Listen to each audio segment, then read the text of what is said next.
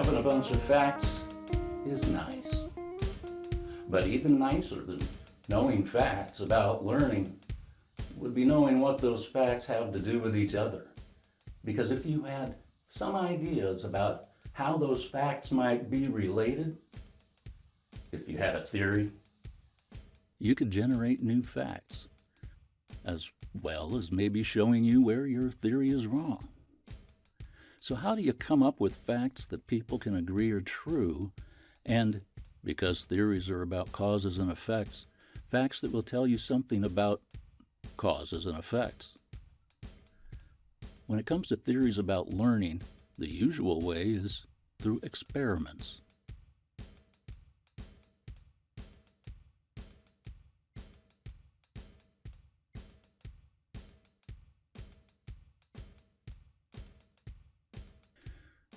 Because learning is what it is, every theory has to say, fundamentally, that it looks like people, rats, dogs, kids, sheep, and so on will change their behavior in some way that takes advantage of their experiences with stimuli.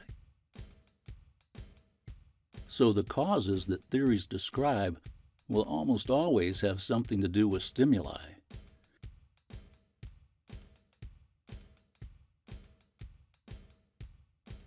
And the effects they describe will almost always have something to do with how organisms change their behavior.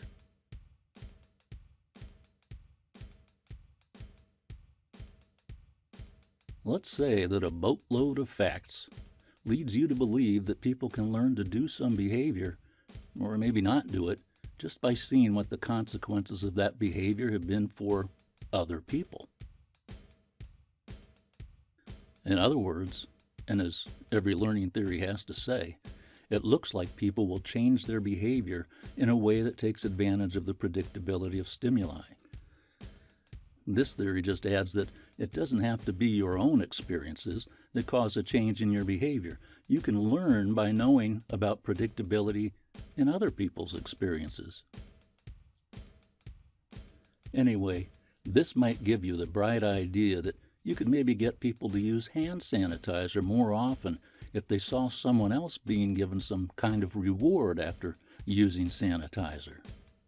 If that turned out to be true, you'd have a new fact that not only confirms your theory, but, assuming hand sanitizer actually works, solve the real-world problem of employees spreading germs to everyone else in the office. How would you show that seeing someone rewarded for using the sanitizer causes people to use hand sanitizer themselves? No problem. You arrange for people in an office, say, to see or hear someone getting complimented a few times for using hand sanitizer. And then you put a little bottle of sanitizer on everybody's desk, wait a week, and measure how much sanitizer has been used. If people use the sanitizer, it must be because they saw someone rewarded for having used it.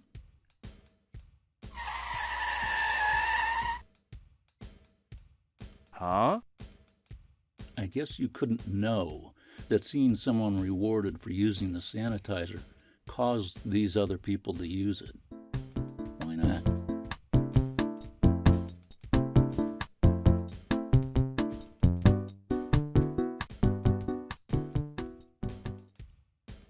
If these people did use sanitizer, maybe seeing someone else rewarded for using hand sanitizer made that happen, or maybe these people were already inclined to use hand sanitizer anyway.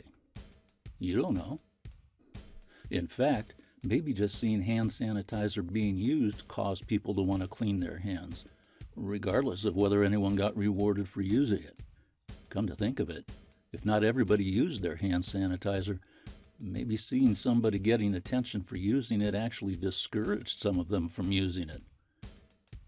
So how could you know for sure, or at least pretty sure, that seeing hand sanitizer use rewarded caused people to use sanitizer themselves? The two key principles behind within and between participants' experiments are that if some kind of experience does cause a behavior to happen, then the behavior will happen when that cause has been around, and the behavior won't happen, or won't happen as much, when that cause hasn't been around. In other words, whether or not your participants have been exposed to the cause will be related to how much of the behavior you see. And if you can show that nothing else that happened during your experiment could be related to that behavior, then that thing you said would cause the behavior to happen, caused the behavior to happen.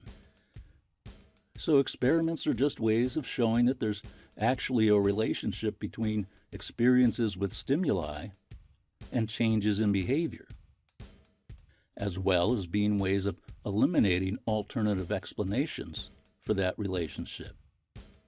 So, to be sure that seeing someone rewarded for using hand sanitizer caused people to wash their own hands, you'd need to find out how much people would have used hand sanitizer when they didn't see anyone rewarded for it too. That way you can figure out whether a difference in experiences is related to a difference in behavior, how much hand washing is going on among the observers.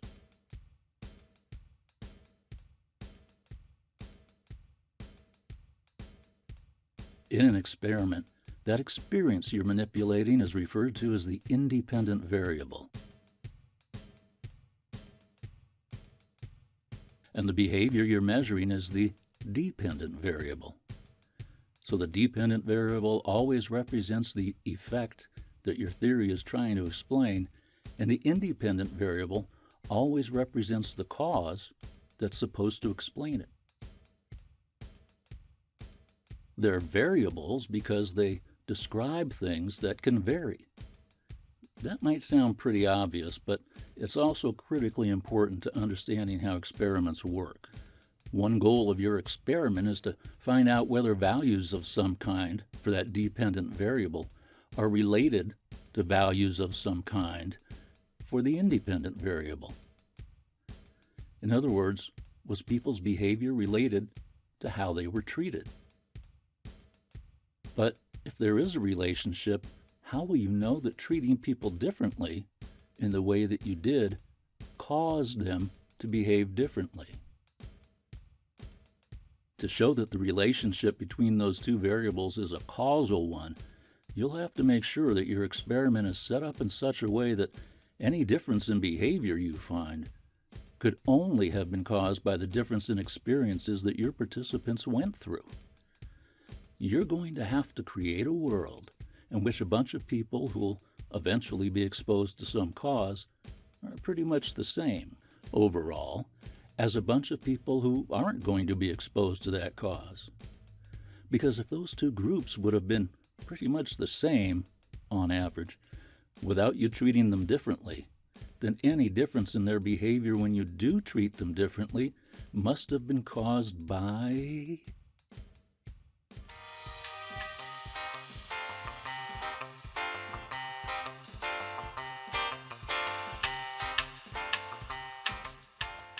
Any difference in their behavior when you do treat them differently must have been caused by something about the different ways you treated them. So you'd know that the relationship you found between the independent and dependent variables was a causal one.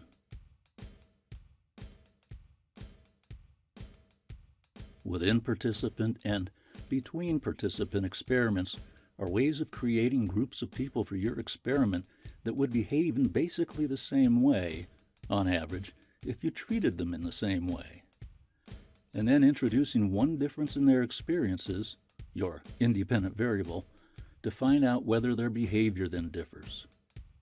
So these experiments allow you to argue that any relationship you find between your dependent and independent variables is a causal one.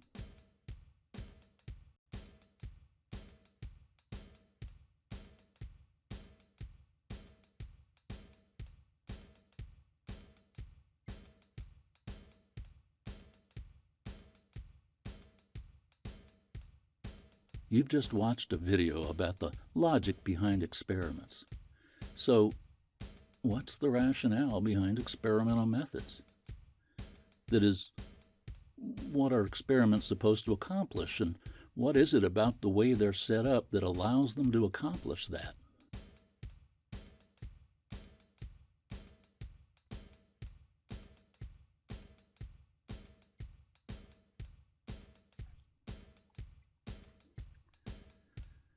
In psychology, theories organize facts about behavior into propositions about cause and effect relationships. But you can't find out whether those relationships are real just by seeing whether the behavior shows up when the cause is around. Maybe the behavior shows up when the cause isn't around, too. By using groups of participants that are more or less the same, and then creating conditions that can tell you what their behavior is like when the cause isn't around for one of the groups, and what it's like when everything's the same but the cause is around for the other group, an experiment allows you to show that this change in conditions, the independent variable, caused a change in behavior, the dependent variable, or that it didn't. The trick, though, is in treating people differently while being able to say that the people in one group don't differ from people in the other group in any other way but your treatment of them. We'll talk about ways to do that in the next video.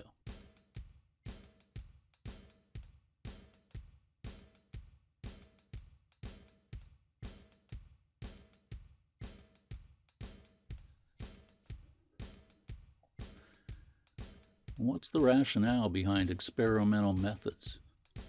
That is, what are experiments supposed to accomplish, and what is it about the way they're set up that allows them to accomplish that?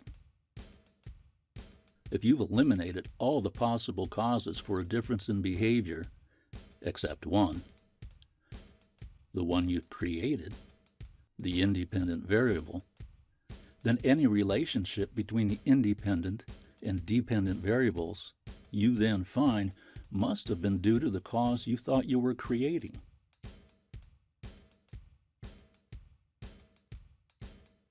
You eliminate all the other possible causes by starting out with two groups of people, or whatever, who, without any interference from you, would behave in about the same way, on average, and then showing that any difference in the average behavior of these groups turns out to be related to that difference in the way you treated them, the independent variable.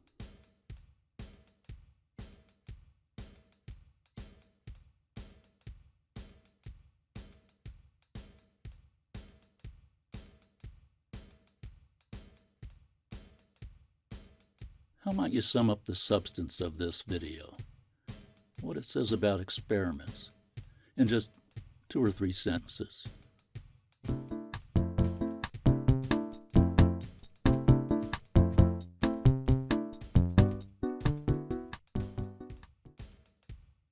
Experiments are used to demonstrate facts about causality. They do this by allowing you to show that behavior when a cause is around is different from what it is when that cause isn't around. But the behavior is related to the cause, and that nothing else could account for that relationship except for the presence or absence of that cause. It's not a whole lot of detail in that condensed summary, but if you really do know and understand this material, you should be able to see what sorts of questions would have to be answered in order to come up with a more thorough summary.